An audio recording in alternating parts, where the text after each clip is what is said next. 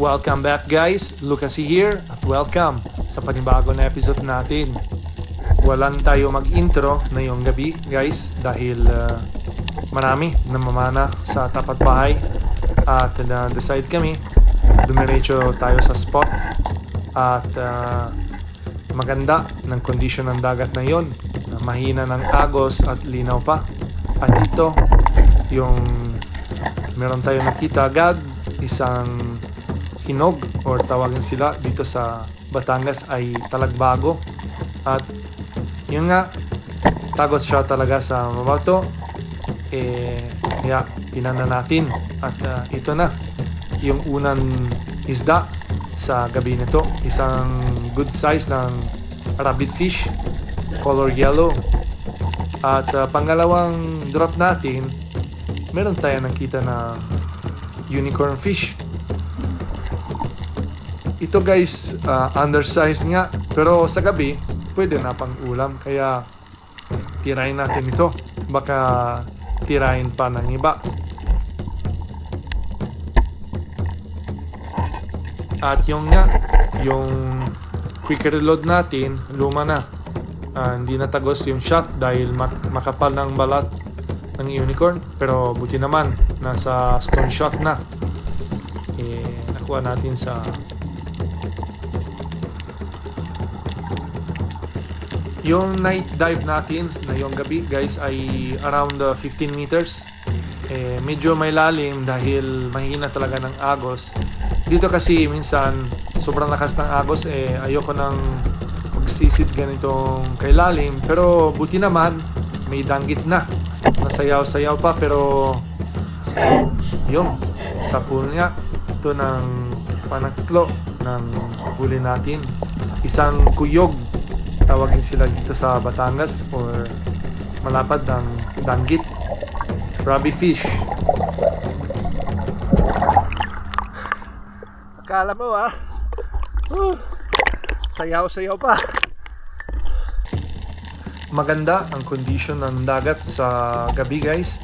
At yun na, meron tayo ng stone shot na naman sa slow mo pa ng good size na unicorn fish. Ayos, dagdag natin sa mahuli. At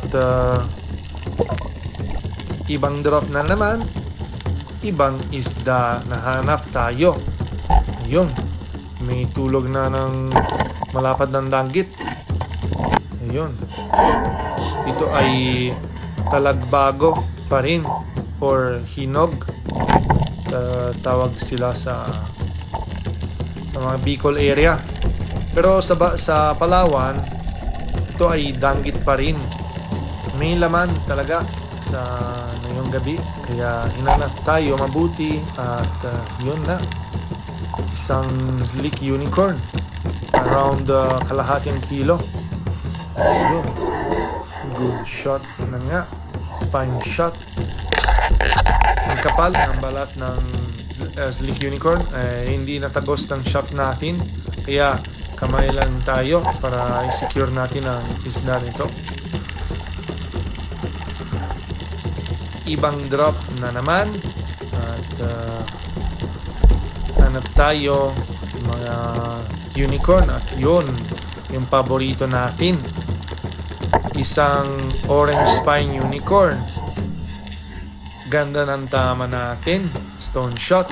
Kaso alang nakapangalawang buhay niya. Ayun, kamay lang sa kalam ngayong gabi guys. Still same spot, meron tayo makita isang danggit. Yun na guys, sa freestyle mas danggit dito sa Batangas.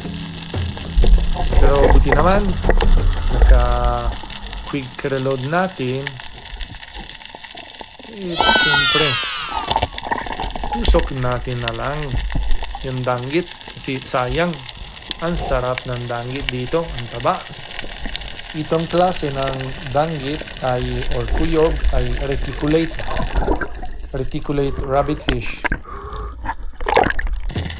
Another drop another fish. And this time, meron tayong makita ng tapas or ilak. Tusokit natin ito. Ang sarap. Pangprito. Kahit maliit. Isang good size ng drummer fish.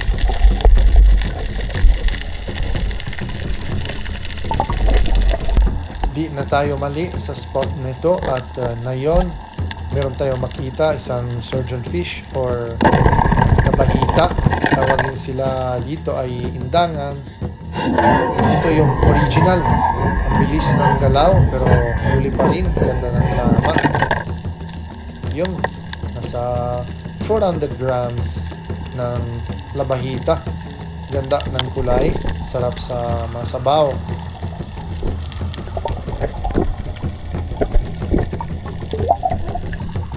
Hinanap tayo mabuti baka may pusit or cuttlefish kasi yung mga tropa natin dito sa spot natin huli sila ng mga cuttlefish pero hindi na tayo nakita, pero makita tayo isang 51 or tawagin sila sa Palawan ay singsingan or lipstickan. Ang taba ng isda ito. Itong klase ng unicorn guys, hindi sila nang lumalaki pa. Ito yung talaga actual size. Wala nga tayo ipapakita ng mga cuttlefish or squid. Minsan sila nasa mababaw lang ng parte. Okay na kasi meron tayo nakita ng big nose unicorn. Sobrang ilap ng isda nito sa araw pero sa gabi napakaami kaya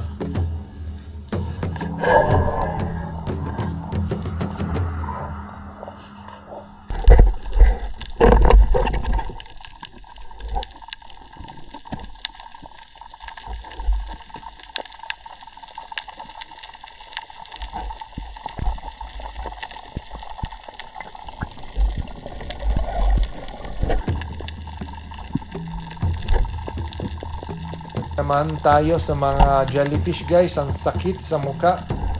Meron tayo nakita ng kapatid ng big nose unicorn kaya kuha natin ito. Yun, tinamaan, kasualan, nakawala pa ang kapal ng balat nila. Sayang. Ito na guys, sobrang dami ng kati ng salagbay. Nako, tinamaan tayo sa muka.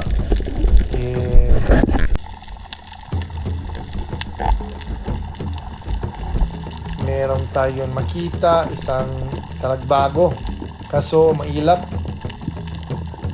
Yung nga may papagawa siya sa bayan siguro at yung nga another unicorn festival na yun guys sa spot natin. Sana all tinamaan na naman.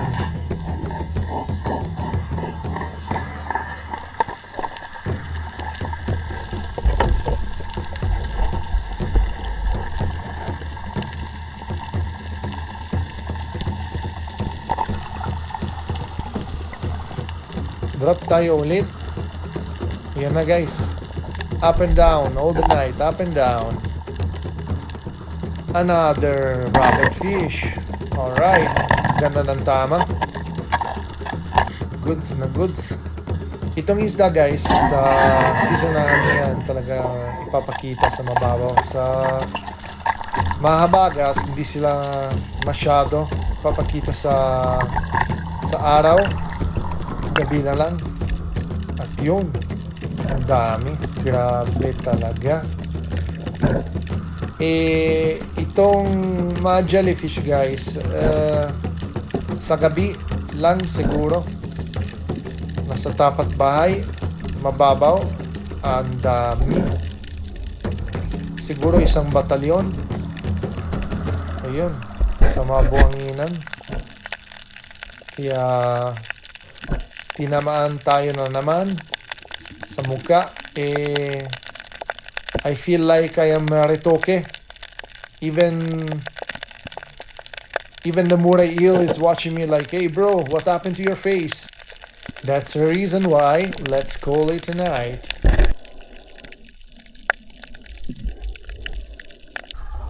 Okay guys. Anong oras? Sakto lang. Huli natin. Pangkulam. Sayang, wala tayo nakita ng pusit or cuttlefish. At tinamaan tayo sa jellyfish. Kaya okay na. Good na good sa gabi nito.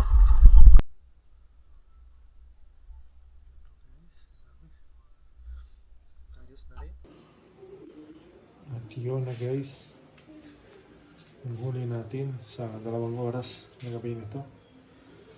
Ang dami. Grabe, no? Ang dami pa nakawala. Meron tayo pusit, kaya pinilitan natin ang orange spine ang taba. Mas masarap pang sariwa guys. Alright. Kumusta po kayo guys? Dito na tayo sa Laguna. So thank you guys for watching the videos. As you can see, we are doing some night dive after how long already? Maybe more than 1 year. So last time was a few days ago, and this is the second time. So hindi pa tayo super sanay dahil syempre iba talaga ng night dive compared sa day dive. Yung problema sa day dive na yon ay yung karatagan natin doon sa Batangas ay malakas na hamihan. Kaya iba talaga ng attitude na yon, ng behavior ng isda, lalo sa mga pelagic. Kaya pati kami ni Ian at yung ibang spero doon sa Batangas, wala tayong makita malalaki. Kahit napunta kami sa ibang spot, sampo sa Isla Verde, sayang gastos natin. Walang tayo pakita ng malalaking isda. Kaya I decided to do some night spear fishing, and this is the results. Super happy, super masaya, at dami na tayo ng uli. Wala tayo ng pambinta, pero sigurado talaga may pamasko ng isda hanggang next week. So yun na po. I hope you enjoy the video. Let me know if you have some advice of how to make a video night dive. If you like without voiceover, with the voiceover. I saw some guy also advise me on how to cook the fish, the cuttlefish. I really appreciate that, as long you have you write it properly and you can argument your explanation. I really appreciate that always. This is why I make YouTube videos. So without further ado, let's go to the shout out to all of you guys, especially sa mga silent viewers natin that I know that you're watching but you're not commenting because you're shy or because you don't have time. But me, of course, I need to shout out to our beloved commenters and solid supporters. So nauna tayo sa Jerry De La Cruz, maraming salamat po. Kay Noel Kenson Omayana, maraming salamat po din. Kay Billy Spero, kay Sagay Adventure, Karinong Kayanong Family, Rosaling Ocampo, maraming salamat po. Kasi maraming salamat po kay Julito Cuesta, maraming salamat kay John Fishing TV, shoutout kay Jaya Burgos, Jen Russell Utod from Valencia, Negros Oriental, Ronaldo Balase, Master Joseph Agnon, Mamana Ikes, Mama Vic from Nara, Palawan. Kumusta po kayo mga kasolid? Bisayang Kano TV, Jung Jungay, Lydia, shoutout Dennis De La Cruz family from Nay Cavite, shoutout kay Richard Lights, Pancho Pantino from Rapo-Rapo Albay. Ako si Jaja aka Abundio Libradilla, Tonic Big Boy TV, and of course si Master Ian Lester Servillon aka Tribu Mandaragat for my new spare gun.